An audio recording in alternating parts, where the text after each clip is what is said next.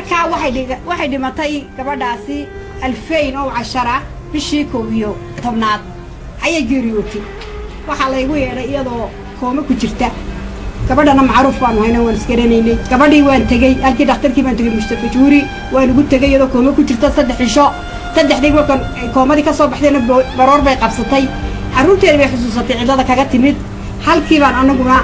yaa dadkii oo dhani ee ooyeeray maaragtay halkii bay ku geeriyootay markii halkii ku geeriyootay ayaan caruurtii aanu raadinay caruurtii markaanu raadinay meel habeen baan raadinay caruurtii oo guri ku jirta oo kelidooda oon cid iyo ciirsitoona yaa ani la joogin ayaan soo bixiyay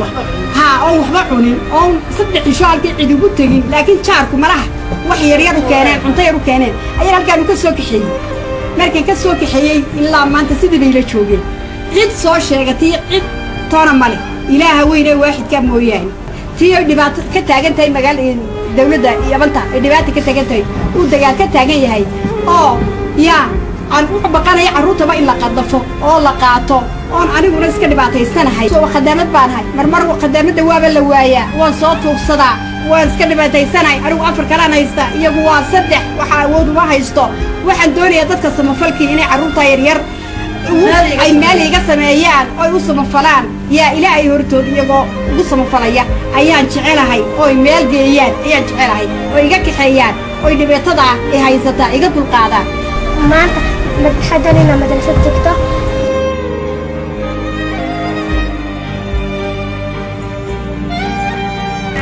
هذا بابا محد ما ينسى ويا بابا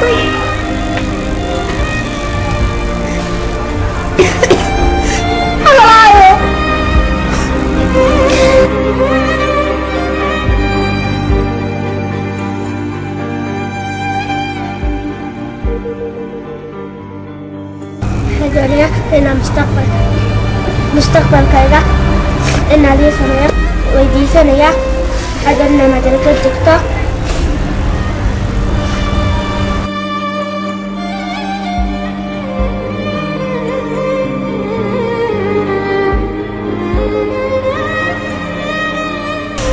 محاربة مستقبل كذا إن مدرسة تكتا أقول عنك آخرية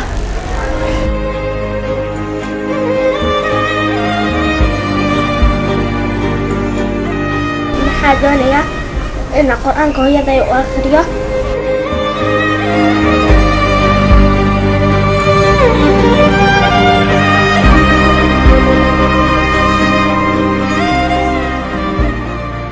tadi aku tidak tahu kita bisa, mereka tahu kita